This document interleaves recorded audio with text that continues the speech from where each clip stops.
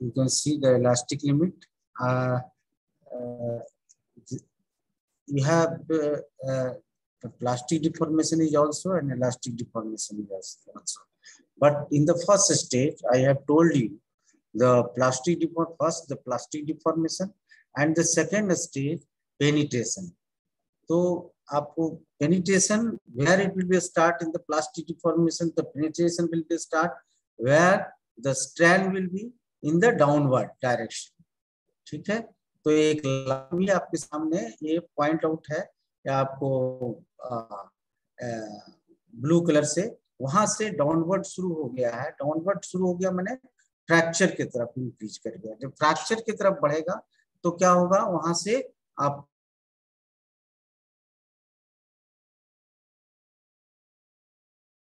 Penetration करने का मतलब कि आपका पंच जो है जो स्टॉक मटेरियल है that will be the punch will be enter in the stock material. ठीक है, तो आपका कटिंग पोर्शन जिसको कहते हो that is also called the penetration. ठीक है, कटिंग पोर्शन तो वो क्या होता है, that is the smooth surface. ठीक है, तो जो फर्स्ट सरफेस जो ऊपर का रहेगा that will be in the radius form if you are cutting the blank piece. ठीक है, जब आप ब्लैंक पीस काटते हो तो जो टॉप का सरफेस रहेगा तो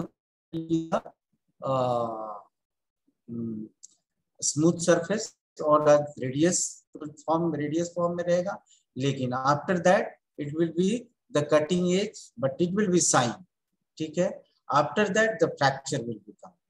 तो ये जो है this is the diagram, stress and strain diagram, elastic limit and plastic deformation and the fracture. This is for the all material, जितने भी टाइप्स के मटेरियल हैं जब हम करते हैं किसी चीज को तो आपको ये तीनों मिलेंगे। आपको इलास्टिक और इलास्टिक लिमिट कुछ समय के बाद, कुछ टाइम के बाद जब आप कंटिन्यूअस फोर्स डालते हो, if you give the continuous force on the punch the stock material will be not immediate penetration in the stock in the die or in the stock material. It will take some time. The first time the pressure will be the high because it is the under the elastic limit. ठीक है, तो जितना pressure जो लेना है वो आपको elastic limit के अंदर लेगा। उसके बाद जहां से कटिंग शुरू होगा आपको इलास्टिक और प्लास्टिक का just half of the plastic deformation. तो आप प्लास्टिक डिफॉर्मेशन में आपका जो है वहां से पेनिट्रेशन, उसके हाफ से पेनिट्रेशन, जहां स्ट्रेन कम होना शुरू होता है वहां से पेनिट्रेशन होना शुरू होता है। ठीक है, उसके बाद आता है फ्रैक्चर पॉइंट। ठीक है, तो फ्रैक्चर पॉइंट में मैंने अभी बताया था कि आपका कोई भी डायमेंशन नहीं रहेगा। ठीक है, आप देख सकते हैं दूसरा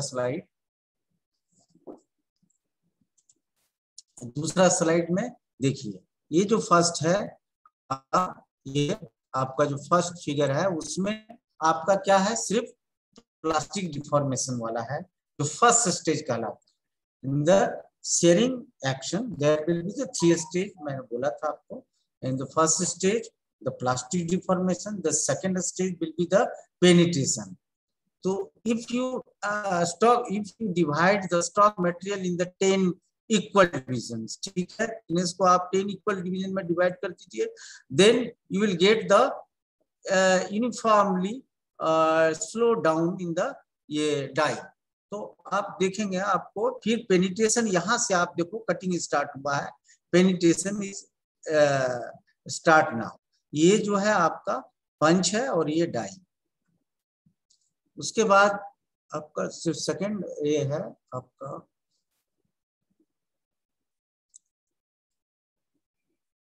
और ये जो ये पोर्शन है जो देखो दिखाई दे रहा है, ये जो पोर्शन है दिस इज द ये straight portion, this straight portion will be the smooth. ठीक है, और the first portion layer upper of the stock material, upper portion of the stock material will be in the curvature in the radius form। यहाँ radius form रहेगा, यहाँ radius form नहीं रहेगा क्योंकि देखेंगे आप तो सेकेंड स्टेज, थर्ड स्टेज में आपको, ये थर्ड स्टेज आपका, ये थर्ड स्टेज में देखेंगे आप, यहाँ ब्रेकिंग देखिए, थर्ड स्टेज में आपका ब्रेक आ गया, ब्रेक आ गया मैंने there will be no dimension, you can see there the ये।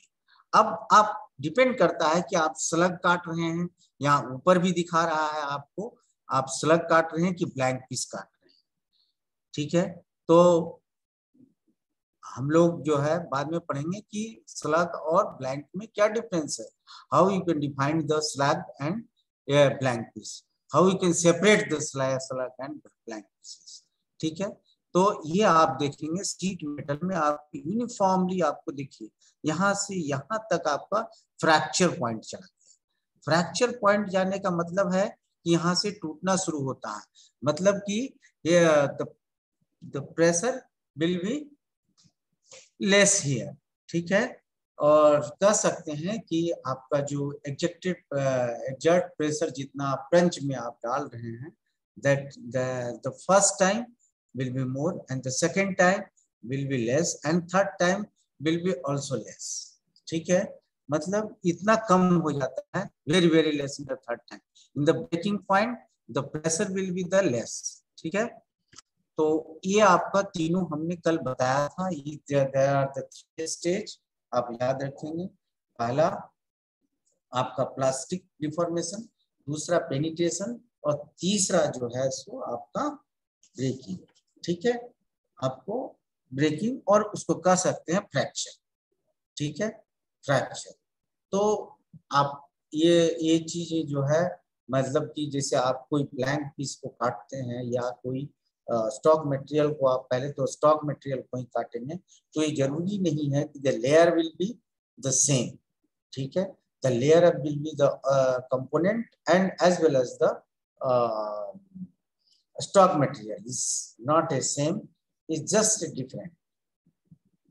You can see here the here is a less, ठीक है, less, here is a, you can see the alternate side, you can see the same. If you impose in the stock material, it will be the adjust in the same way, ठीक है।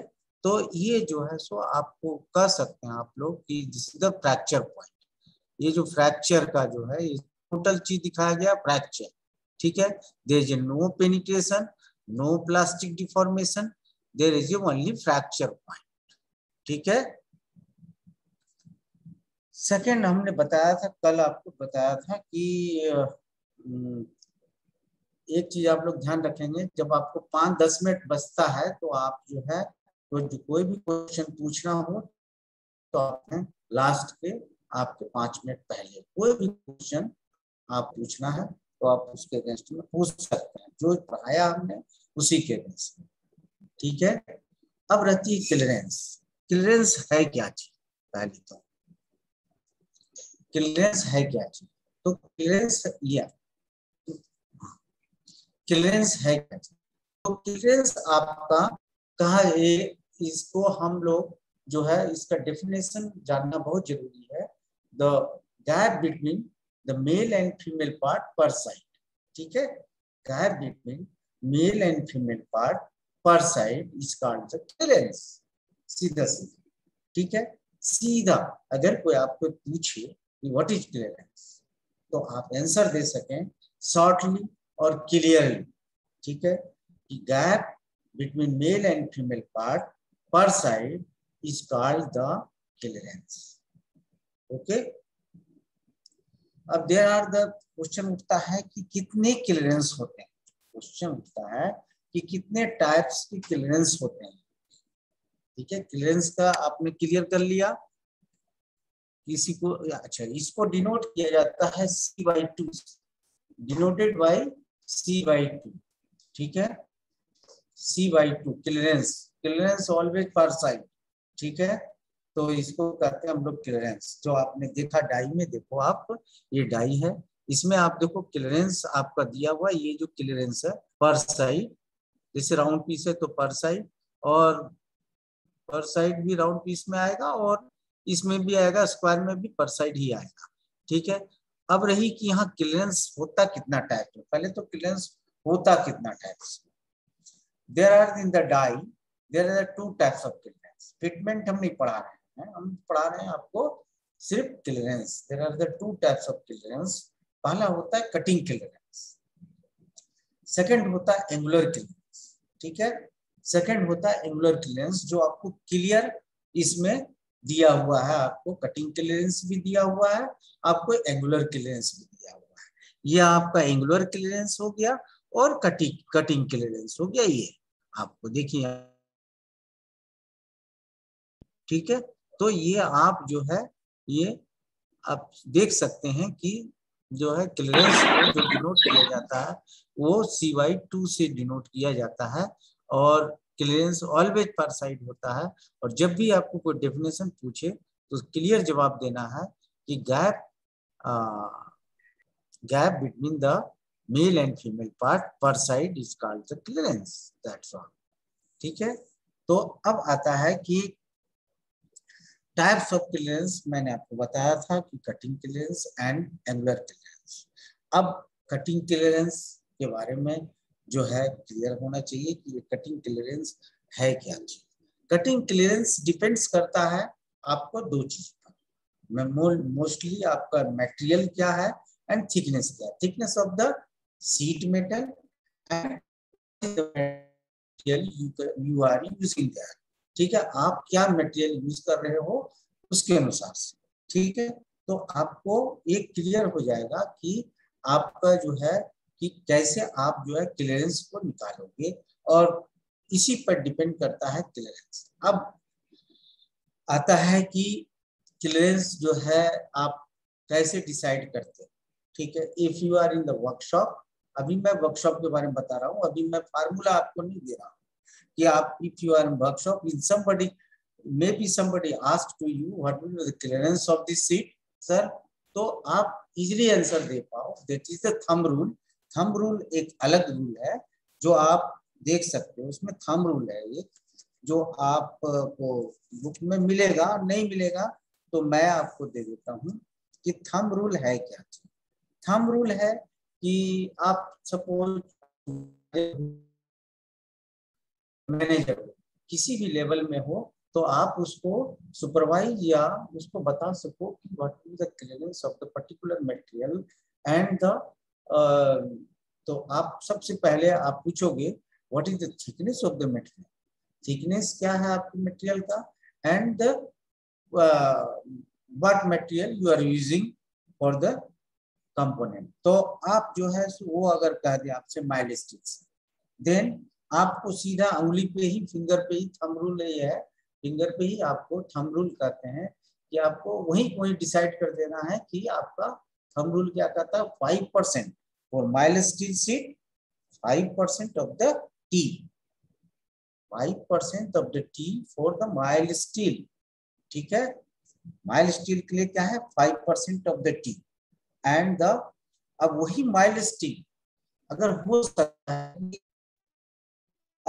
Stainless steel hard हो तब आप क्या करेंगे, या hard steel हो तब आप क्या करेंगे, स्टेनलेस स्टील में हार्ड स्टील तब आप क्या करेंगे, तो उसको बताएंगे कि 7% क्या हाई कार्बन स्टील होता ना।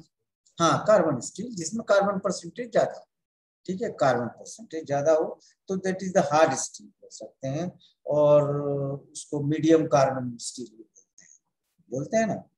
तो स्टेनलेस स्टील के लिए आपको रखना पड़ेगा 6% of the T, and the hard material के लिए रखना पड़ेगा आपको 7% of the T, and brass piece है आपका, ब्रास शीट मेटल है तो आप रख सकते हैं 4% ऑफ द टी। और ब्रास अगर हार्ड है, ये भी हो सकता है कि ब्रास हार्ड होगा, तो हार्ड ब्रास के लिए आप 6% ऑफ द टी है, ठीक है। लेकिन अगर सॉफ्ट ब्रास है तो आप उसको 4% ऑफ द टी दें, ठीक है। अब आता है फिर एल्युमिनियम, एक और भी है, एल्युमिनियम कटिंग के लिए रहता है। तो एल्युमिनियम के लिए क्या होगा सर, क्योंकि एल्युमिनियम डक्टाइल मटेरियल है इसीलिए आपको वहां पे आपको जो है ये आपका बढ़ जाएगा, जो आपकी ये है आपको क्लियरेंस है वहां बढ़ जाएगा। 8 to 10% ऑफ द टी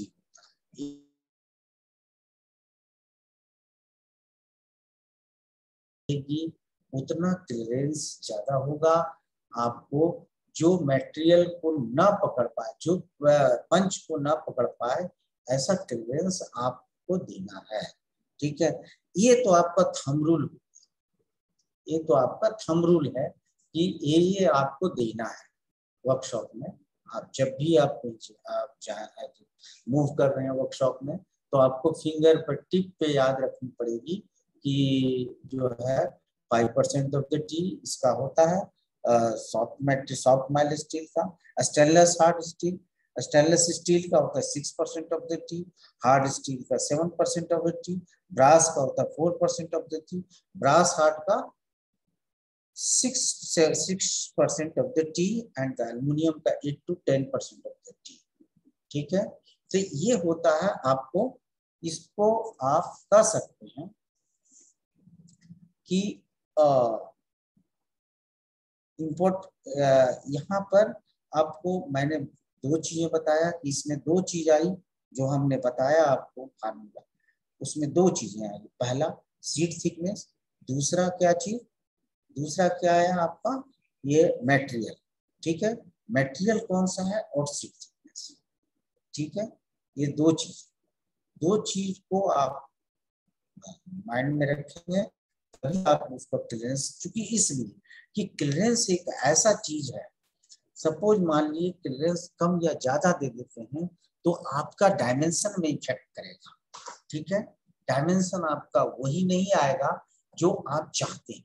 इसीलिए हर लैब पास एक ये होता है, टेस्टिंग लैब होता है हर जगह, जहाँ पे इस तरह की ये कंपोनेंट निकलते हैं, जहाँ पे प्रिसीजन कंपोनेंट निकलते हैं, वहाँ पे एक टेस्टिंग लैब होता है।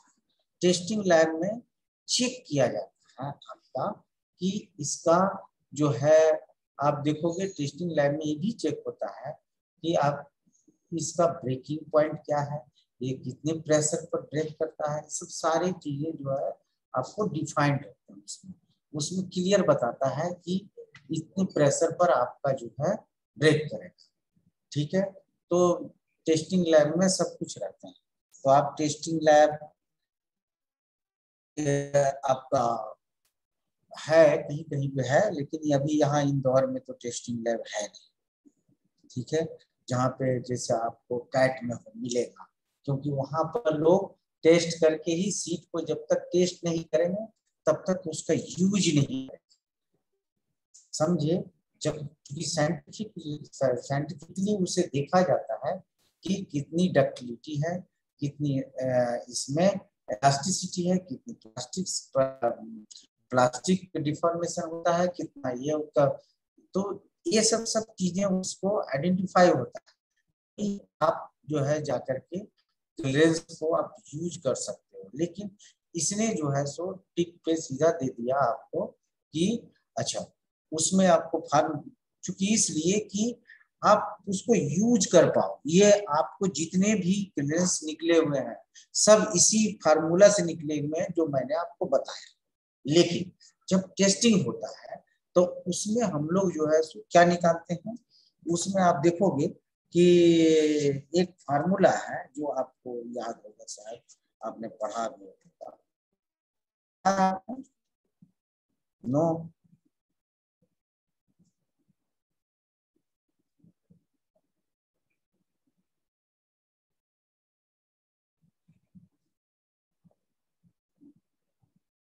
शेयरिंग स्ट्रेस निकालने।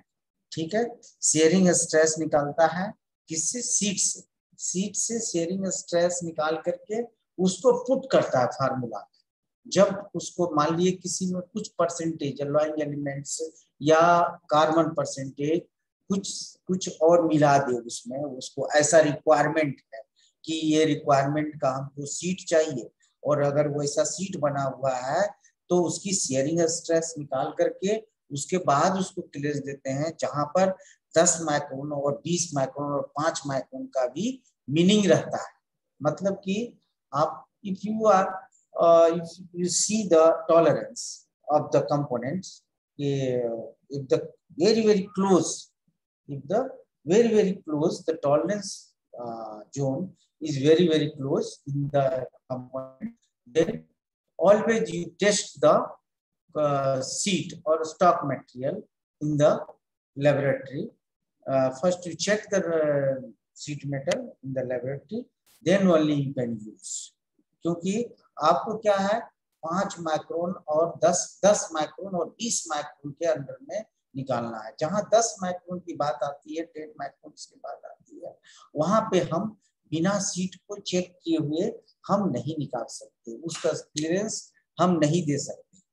ठीक है, एक क्लियर आपको रहना चाहिए। तो आपको पहले आप सीट को चेक करोगे, फिर आप जो है साइंटिफिकली आप उसको चेक करोगे, उसके बाद आप उसको शेयरिंग स्ट्रेस को दोगे और तब जाकर के वो कैलकुलेट होगा। ठीक है, कैलकुलेट होगा कि इसका कार्बन परसेंट इसका क्लियरेंस कितना होगा। ऐसे जो है आप हमने जो है आपको पढ़ा दिया, आपने पढ़ लिया, ठीक है, लेकिन ये एक लिमिट तक है कि आपका जहां पर सीट की ही एक्यूरेसी आपको 5 माइक्रोन लेस देन 5 माइक्रोन से कम है, सीट की एक्यूरेसी ही लेस देन 5 माइक्रोन से कम है, वहां पे आपको ये सब सारे चीज ध्यान देना पड़ेगा। दूसरी चीज कि कंपोनेंट एक्यूरेसी क्या बोलती है। अगर 10 माइक्रोन की बहुत सी कंपोनेंट ऐसी रहती है RR कैट के कि आपको 10 माइक्रोन में देखना पड़ता है कि 10 से 20 माइक्रोन के बीच इलेक्ट्रॉनिक्स कंपोनेंट जितने भी रहते हैं मोस्टली सब 10 से 20 माइक्रोन से 40 माइक्रोन, 20 माइक्रोन टू 40 माइक्रोन के बीच ही मांगता है, और नहीं तो आपका 10 to 20 माइक्रोन मांगता है। तो अगर हम इसके अंदर जा रहे हैं 10 to 20 माइक्रोन के अंदर जा रहे हैं, अगर कंपोनेंट की एक्यूरेसी 10 to 20 माइक्रोन चाहिए, तो आपको सबसे पहले आपको क्या करना पड़ेगा, सीट को या उसको कह सकते हैं स्टॉक मटेरियल को आप जो है लेबोरेटरी में प्रॉपर चेक करवाएं, इसका सेल में स्ट्रेस कितनी आ रही है, फिर उसका क्लियरेंस निकालें। ठीक है, तो फार्मूला तो है, लेकिन उसको मैं बाद में बताऊंगा आपको कि क्या फार्मूला है, और तुम भी जानते हो। चलो, अब आता है कि कटिंग क्लियरेंस के बारे में तो हमने पढ़ लिया। अब दूसरी आती है कि importance of the cutting clearance. क्या इंपॉर्टेंस है कटिंग क्लियरेंस? कुछ तो इंपॉर्टेंस होगा ना कटिंग क्लियरेंस का। कटिंग क्लियरेंस का क्या इंपॉर्टेंस है? दूसरी चीज, पहली चीज है कटिंग क्लियरेंस का इंपॉर्टेंस है कि डाई लाइफ को इंक्रीज करना। ठीक है, पहला डाई लाइफ को इंक्रीज करना, समझे। अगर आपको कटिंग क्लियरेंस नहीं रहेगा या कम या ज्यादा रहेगा या ऑप्टिमम या मिनिमम या मैक्सिमम रहेगा, तो आपका जो है डाई लाइफ कम होगी। अगर आपने proper, if you use the clearance proper, then the die life will be the also increase। ठीक है, तो आपका डाई लाइफ भी इंक्रीज करेगा। दूसरी चीज, सेकंड चीज होता है डाई लाइफ इंक्रीज करने के साथ साथ क्वालिटी ऑफ द कंपोनेंट और पीस द हाई। ठीक है, तो इस चीज को इसलिए इसका इंपॉर्टेंस ज्यादा रहता है कि आपको मान लिए 1000 पीस निकालना है, तो 1000 या 1 लाख पीस निकालना है, तो 1 लाख पीस रिजेक्ट ना कर जाए, इसकी हमेशा जो है बीच बीच में इसकी क्वालिटी कर चेक होनी चाहिए। जैसे हर 100 कंपोनेंट के बाद जो है इसकी क्वालिटी चेक होनी चाहिए। हर कंपोनेंट की क्वालिटी चेक नहीं कर सकते आप। हाँ, अगर आपने फर्स्ट कंपोनेंट की क्वालिटी चेक कर ली, फिर फर्स्ट 5 कंपोनेंट की क्वालिटी चेक कर ली, एंड आफ्टर 100 कंपोनेंट फिर आपने चेक कर ली, तो आपको क्लियर पता चल जाएगा कि जो 100 कंपोनेंट्स आए हैं उसके क्या जो है क्वालिटी है। ठीक है,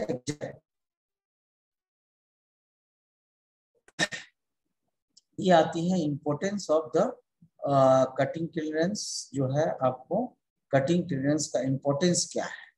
तो अच्छा, जब आप मान लिए कटिंग क्लियरेंस ज्यादा दे देते हैं, तो ग्रेटर प्रेशर की जरूरत पड़ती है। ग्रेटर प्रेशर मैंने कि हैवी प्रेशर, जितना ज्यादा क्लियरेंस होगा, if you give the clearance is more than the माने योर कैलकुलेटेड वैल्यू, जो आपकी कैलकुलेटेड वैल्यू है उससे आपने ज्यादा दे दिया, देन उस केस में जो है पंच को करना पड़ेगा। एंड डाई को जो है इसके अपोजिट में क्या है, पंच के अपोजिट में डाई है, तो डाई को भी उतना प्रेशर को एक्सर्ट करना पड़ेगा। इसीलिए आपको ये भी देखना है कि जो है क्लियरेंस अगर हम प्रॉपर रखेंगे तो डाई लाइफ इंक्रीज करेगा, डाई लाइफ हमारा बढ़ेगा। ठीक है, तो ये आता है। फिर आता है तीसरा चीज,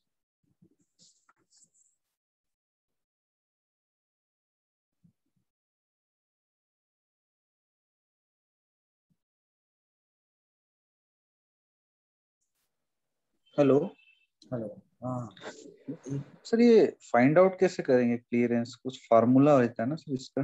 हाँ हाँ हाँ, मतलब ये पंच में हाँ। कितना डायमीटर रखना है और ब्लैंक में कितना नहीं नहीं, डायमीटर वो तो रखना है? बाद में बताऊंगा। ओके वो ओके। ये जो है अभी नहीं, अभी जब मैं वो डिजाइन में जाऊंगा तब बताऊंगा आपको कि जी क्लियरेंस का फार्मूला क्या होता है। ये जो मैंने बताया आपको, ये जो है आपको एक थंब रूल बताया। ठीक है, ये थंब रूल है जो आप वर्कशॉप में 5% और 6% if the accuracy is not there.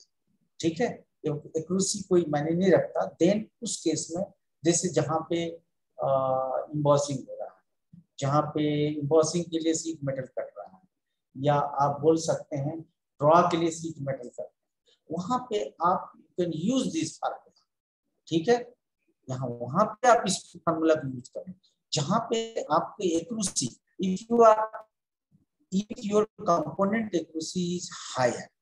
ठीक है, आपको 5 माइक्रोन के अंदर है, मान लिए 20 प्लस माइनस 0.5 या 0.5 नो द प्लस माइनस 0.01 में है, तो आपको ये जो एक्यूरेसी है ये 10 माइक्रोन। तो 10 माइक्रोन को अचीव करने के लिए आपको मैंने बोला था कि first you check in the lab, you will get there the shearing stress. ठीक है, shearing stress and this will be put into the formula. ठीक है, ये जो है shearing stress इसमें फार्मूला में जो एक्चुअल फार्मूला है उसमें डाला जाता है और फिर जाके क्लियरेंस निकलता है। ऐसे क्लियरेंस हम 10 माइक्रोन और 20 माइक्रोन को, if you want to achieve the 10 to 20 micron, you can not get easily. First you check in the laboratory कि आपका जो है आप जो स्टॉक मटेरियल यूज कर रहे हो दैट इज किस क्वालिटी का है, what quality they have been provided the ये स्टॉक मटेरियल, जो आपका सीट मेटल है वो किस क्वालिटी का है, समझे। तो आपको लेबोरेटरी में ही चेक हो सकता है। ठीक है, जहां आपको 5 to 10 माइक्रोन का एक्यूरेसी मांगा। आपने जितने भी छोटे छोटे कंपोनेंट देखे होंगे, सभी में जितने भी इलेक्ट्रॉनिक्स के कंपोनेंट रहते हैं, चाहे वो मोबाइल के हों चाहे आप वॉच के हों, ये सभी के कंपोनेंट जो है बिना तो इसमें एक बार डिसाइड हो जाता है कि हाँ this is the clearance of this die, then वही क्लीयरेंस आपको बार बार रिपीट करना पड़ता है। ठीक है, तो इसीलिए मैंने आपको बताया कि जो है ये जो फार्मूला जो थंब रूल बताया, वो बताया फॉर द सुपरविजन और the indication in the wider type of work. जैसे कह सकते हो कि जहाँ पे टॉलरेंस ऑप्टिमम, ठीक है, ज्यादा ज्यादा मतलब कि 0.2 0.1 या कह सकते हैं आप 0 is this formula will be use for the more than the 20 micron seconds. ठीक है, वहां पे होता है जहां पे accuracy more than the 20 micron से अधिक का, मैंने 20 माइक्रोन तो 30 माइक्रोन या 50 माइक्रोन की एक्यूरेसी मांग रहा हूं, तो you can use this formula. ठीक है, जो आपको मैंने बताया। अगर आपको सीट एक स्पेशल सीट दिया जाए कि उसकी क्वालिटी के बारे में आपको पता नहीं, या टाइटेनियम शीट दिया जाए तो टाइटेनियम की क्वालिटी तो आपको पता नहीं है कि उसमें कितना कितना परसेंटेज क्या क्या मिला हुआ। दूसरी चीज कि आपका जो ब्रास, जैसे ब्रास मैंने हार्ड बोला, सॉफ्ट बोला, एक भी तो हो सकता है कि एलॉइंग एलिमेंट भी मिला हो ब्रास में, ये भी हो सकता है। कॉपर में भी एलॉइंग एलिमेंट मिला हो, मान लिया कॉपर अगर यूज कर रहे हो, जिसे 5% दिया जाता है कॉपर में, तो कॉपर में जो है आप उसमें भी एलॉइंग एलिमेंट मिला सकता है। तो किसी में भी एलॉइंग एलिमेंट मिला सकता है, लेकिन उसकी परसेंटेज कितनी है, ये सब सारे लैब में चेक होते हैं। फिर उसमें देखा जाता है कि इसकी शेयरिंग स्ट्रेस कितनी आ रही है, फिर उसको फार्मूला के अंदर रखा जाता है शेयरिंग स्ट्रेस को, फिर उसको हम डिफाइन करते हैं कि this will be the clearance of the, चूंकि इसलिए कि क्लियरेंस का जो फार्मूला है वो आपका शेयरिंग स्ट्रेस से रिलेटेड। ठीक है, ठीक है जी, ठीक है, हेलो, यस सर। अब आता है दूसरा, मैंने तो एंगुलर क्लियरेंस बता दिया। एंगुलर क्लियरेंस आपने देखा फिगर में है ना, एंगुलर क्लियरेंस आपका जानते हो ना एंगुलर क्लियरेंस। तो एक आता है कि एंगुलर क्लियरेंस यूज क्यों होता है। क्वेश्चन तो ये होता है कि एंगुलर क्लियरेंस का यूज हम क्यों करते हैं, क्या कारण है कि हम एंगुलर क्लियरेंस को ड्राफ्ट एंगल भी कहते हैं। ठीक है, एंगुलर क्लियरेंस को हम ड्राफ्ट एंगल भी कहते हैं। हमने 2 टाइप्स का आपको क्लियरेंस बताया, एक कटिंग क्लियरेंस और दूसरा जो है एंगुलर क्लियरेंस। ठीक है, डाई में 2 ही टाइप के क्लियरेंस होते हैं, एक कटिंग क्लियरेंस और एक एंगुलर क्लियरेंस। ठीक है, और एक आपको जब डिजाइन करूंगा तब बताऊंगा कि यहाँ पर कौन सा क्लियरेंस है। एक होता है, आपको बताऊंगा, कंपोनेंट पे डिपेंड करता है वो चीज, इसीलिए इसको इसमें कोरिलेट मत कीजिए, कोरिलेट करने के बाद आपको दिक्कत आ जाएगी। The angular clearance is a draft और taper apply to the side wall of the die opening.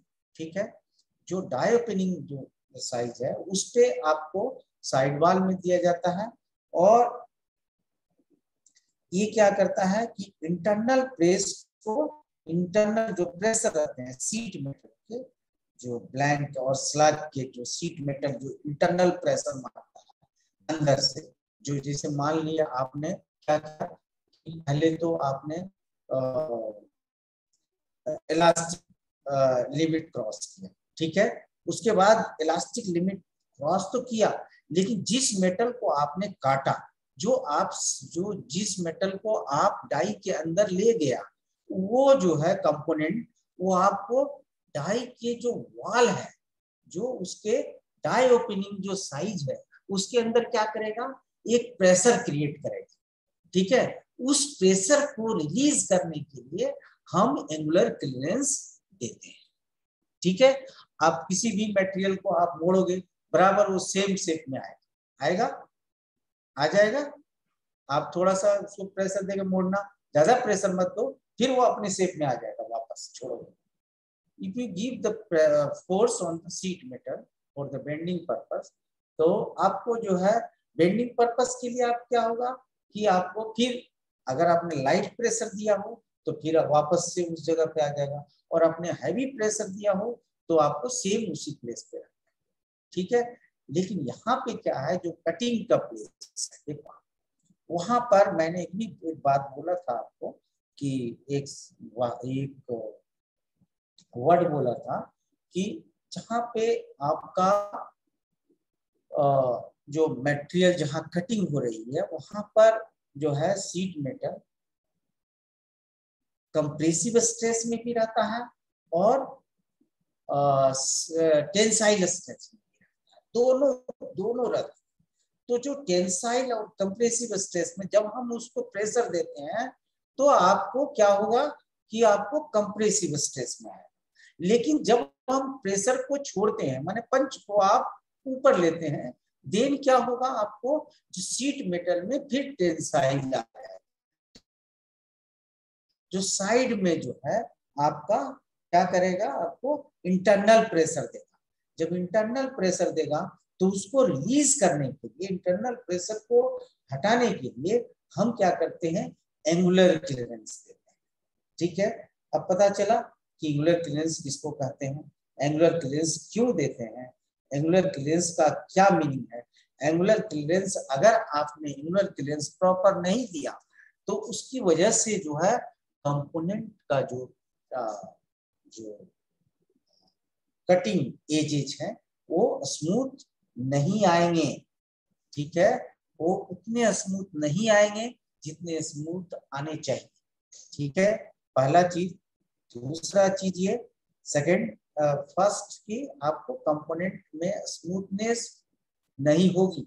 अगर आपने एंगुलर क्लियरेंस नहीं दिया तो कंपोनेंट में स्मूथनेस नहीं आएगी। दूसरी चीज, after 100 components or 50 components, maybe 50 or 25 or 100 component, the cutting edges will be blunt। ठीक है, जो पंच के जो कटिंग एजेस रहेंगे वो भी ब्लंट हो जाए।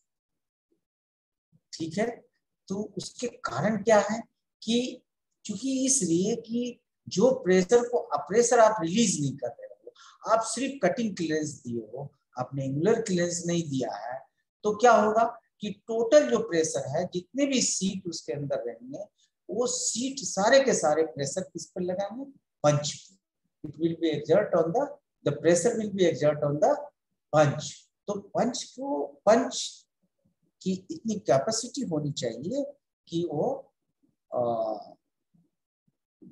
आपके प्रेशर को या उतने कंपोनेंट को, या जितने, एक्चुअली क्या है कि आप जितना आप थिकनेस डाई की देंगे उतना कंपोनेंट उसके अंदर रहेगा, और उसको बाहर करने के लिए उसको हाई प्रेशर की आवश्यकता पड़ेगी।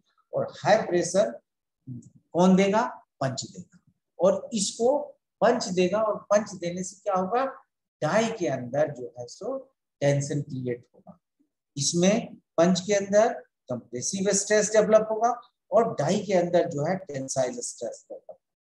जब शीट मेटल में जो है टेंसाइल स्ट्रेस डेवलप होगा और डेवलप होगा, मतलब कि it will be effect on the die opening, जो डाई ओपनिंग है उसको इफेक्ट करें।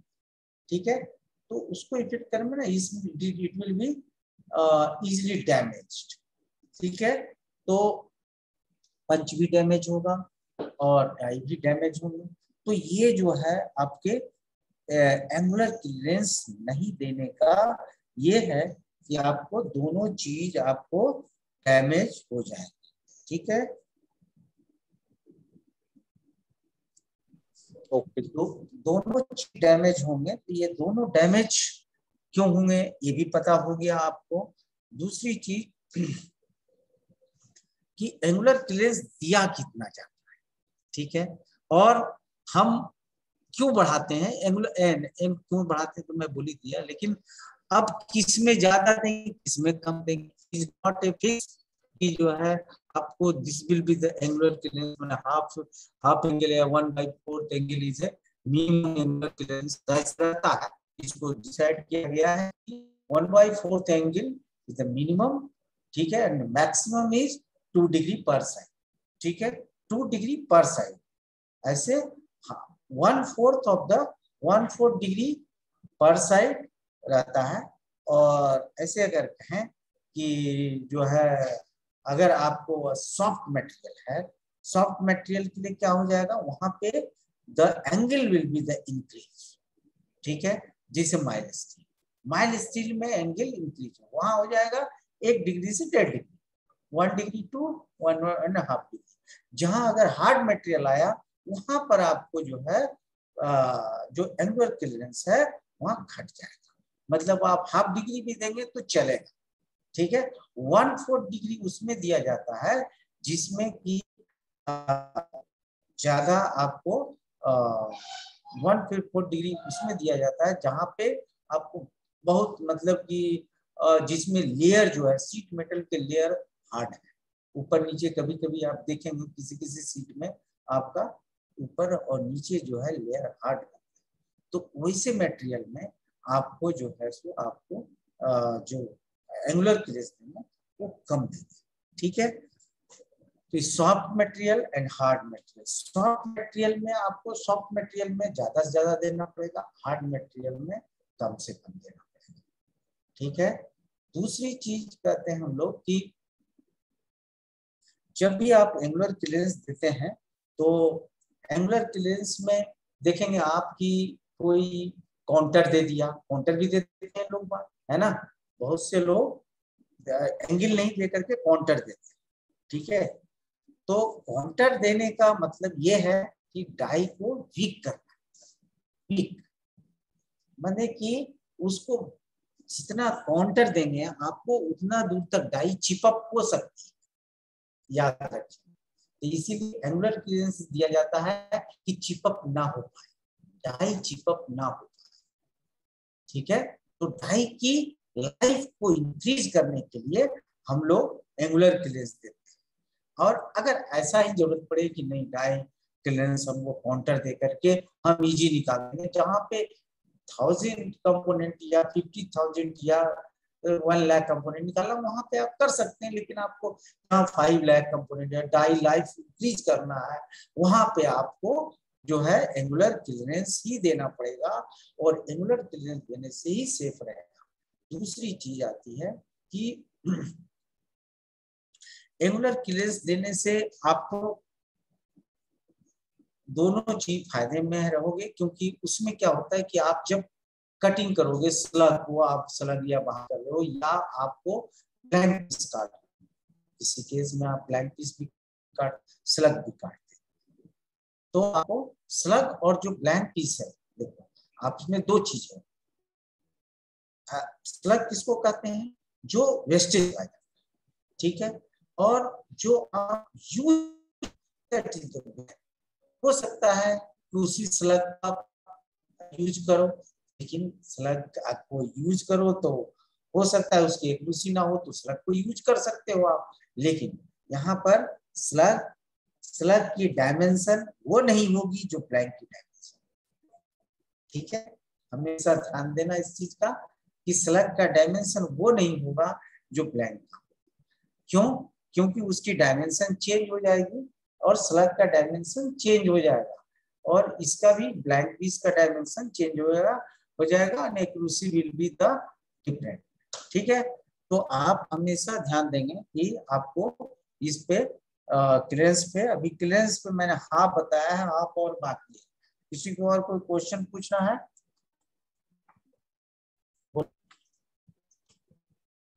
हाँ जी, किसी को क्वेश्चन कोई? Hello, any question?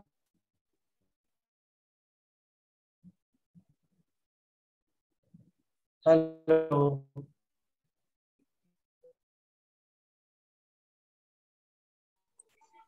Hello hello.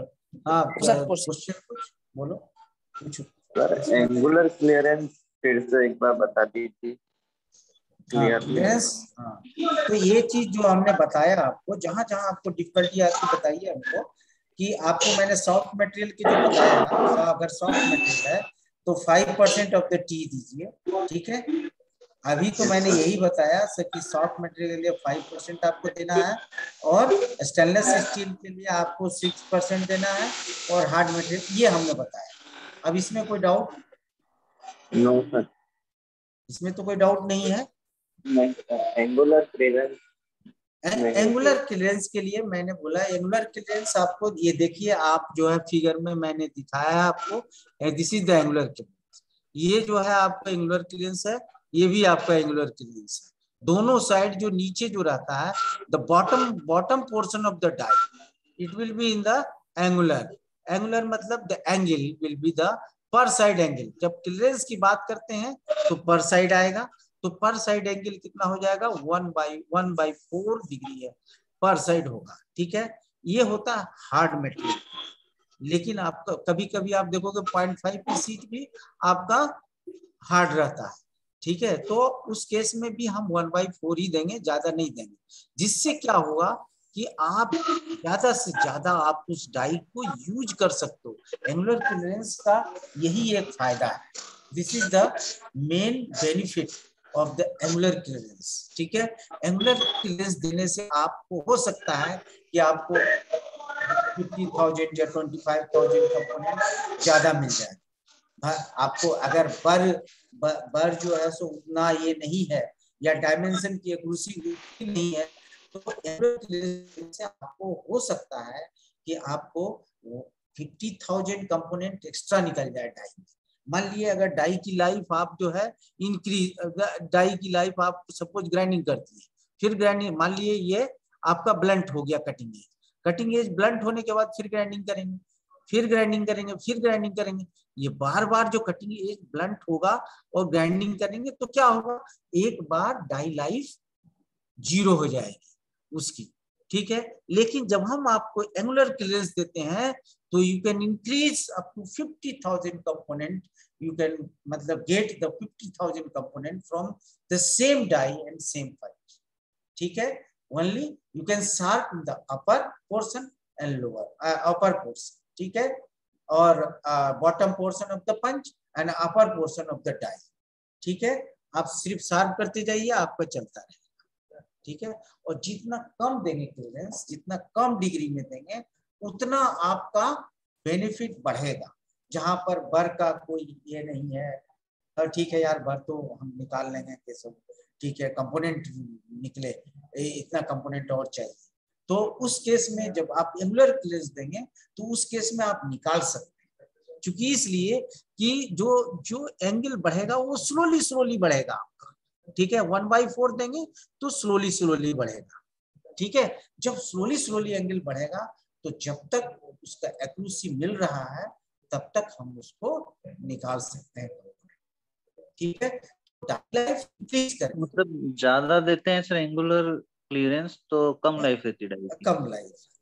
ठीक है, तो लेकिन जो है हम ये भी देखते हैं कि हार्ड मटेरियल है कि सॉफ्ट मटेरियल। डक्टाइल मटेरियल के लिए ज्यादा देते हैं। डक्टाइल मटेरियल में क्या, वो तो सॉफ्ट होता है डक्टाइल मटेरियल, जैसे MS डक्टाइल मटेरियल होगा तो सॉफ्ट होता है, उसमें एंगुलर क्लियरेंस ज्यादा देंगे। ठीक है, जहां पर एल्युमिनियम है, एल्युमिनियम में भी हम ज्यादा देंगे। ठीक है, एंगुलर क्लियरेंस। तो हम जहां जहां सॉफ्ट मटेरियल देखें वहां पर एंगुलर क्लियरेंस को बढ़ा देते हैं, जहां जहां हार्ड देखते हैं वहां जो है सो हम क्या करते हैं कि एंगुलर क्लियरेंस को 1/4 देते, मिनिमम इज 1/4 डिग्री। ठीक है, मैक्सिमम इज 2 डिग्री पर साइड। ठीक है, 1/4 डिग्री पर side minimum and the 2 degree पर साइड इज मैक्सिमम। ठीक है, तो याद रखेंगे हमेशा। तो आप कोई भी 1/4 मींस की मतलब 15 मिनट। हाँ 1/4 डिग्री मीन 15 मिनट। हाँ 15। ओके, तो 15 मिनट्स में आपको जैसे जैसे आप बॉटम की तरफ बढ़ते जाएंगे, जैसे जैसे सपोज शार्प किया तो 1 मिलीमीटर माइनस हुआ, फिर शार्प किया तो मैंने 1 लाख कंपोनेंट निकाल लिए, शार्प किया हमने 0.5 मान लिए ब्लंट हो गया एज, तो हमने शार्प कर दिया, फिर हमने 1 मिलीमीटर निकाल दिया, फिर शार्प किया, फिर 1 मिलीमीटर निकाल दिया। इस तरह निकालते निकालते क्या होगा, straight portion will be the end, land area will be the end of the die. ठीक है, एंड तो हो जाएगा, लेकिन अगर मैं पर एंगुलर क्लियरेंस कम दूंगा तो हम कुछ और बढ़ सकते हैं, कम से कम it will be goes up to the 50 lakh 50,000 component हम इंक्रीज कर सकते हैं इसी डाई। ठीक है, क्योंकि तुरंत ज्यादा 10 माइक्रोन 20 माइक्रोन बढ़ेगा, इसके बाद 1/4 डिग्री देते हैं तो और ज्यादा फिर एक बार शार्प किए तो 30 माइक्रोन 40 माइक्रोन बढ़ गया। तो इसीलिए ये जितना कम एंगल देंगे डाई लाइफ बढ़ेगी। ठीक है, जितना ज्यादा एंगल देंगे डाई लाइफ घटेगी। लेकिन क्वेश्चन ये उठता है कि जहां पे ये इतना भी ना दें कि अगर सॉफ्ट मटेरियल है तो कम कर दें एंगल, सॉफ्ट मटेरियल है तो अगर कम कर दें तो क्या होगा कि सॉफ्ट मटेरियल आपको पता है कि जितना ज्यादा सॉफ्ट रहता है उसकी जो है इलास्टिसिटी ज्यादा रहती है ना, इलास्टिसिटी ज्यादा रहती है, इलास्टिसिटी ज्यादा रहती है, मतलब कि उसकी जो है इलास्टिसिटी ज्यादा रहेगी, और जो पेनिट्रेशन पॉइंट रहेगा, पेनिट्रेशन जो एरिया रहेगा वो भी ज्यादा होगा, ठीक है, वो भी ज्यादा रहेगा penetration. Fracture point will be less, ठीक है, यहाँ पर फ्रैक्चर पॉइंट बहुत कम रहेंगे जो सॉफ्ट मटेरियल है, लेकिन जहाँ पे हार्ड मटेरियल है वहां फ्रैक्चर इमीडिएट हो जाएगा, penetration area will less, and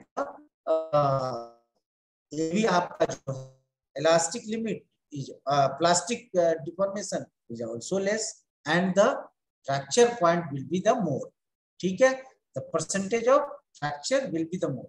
इसीलिए मैंने आपको पहला ही बताया कि फर्स्ट में ही बताया आपको कि एक्शन, ठीक है, shearing action, what is shearing action and shearing action कैसे कैसे वर्क करना है, ठीक है, क्लियर।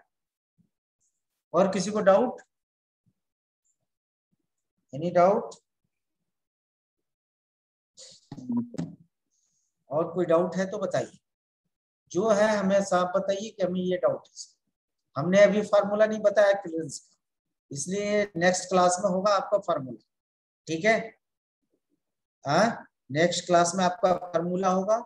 ये भी होगा कि हम एक्सेसिव क्लियरेंस दे दिए या मिनिमम क्लियरेंस दे दिए या मैक्सिमम क्लियरेंस दे दिए, ऑप्टिमम क्लियरेंस दे दिए, तो क्या इफेक्ट पड़ सकता है टाई के अंदर, तो ये चीज नेक्स्ट क्लास में बताऊंगा। अभी जो है एक क्लास और लूंगा इस पे, ठीक है, क्लियरेंस पे एक 1.5 क्लास और लूंगा, तब जाके कंप्लीट, ठीक है, ओके ओके ओके फाइन।